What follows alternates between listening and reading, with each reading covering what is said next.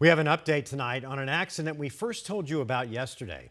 A Scottsdale man continues his recovery after falling 700 feet off of Oregon's Mount Hood over the weekend. Crews were able to rescue him. 12 News journalist Brenda Lipinski spoke with his pastor and has an update on his condition.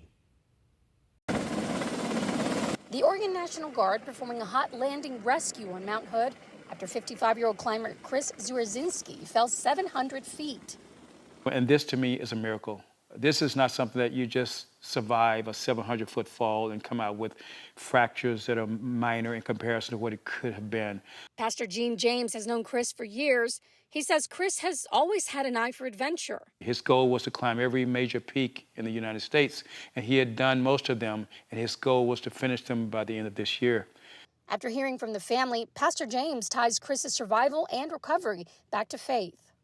When he first arrived at the hospital, there was bleeding on his brain, she said. And as a result, he was non-responsive, and it just didn't look well at the moment. But that bleeding stopped, and he began to make a recovery the next day.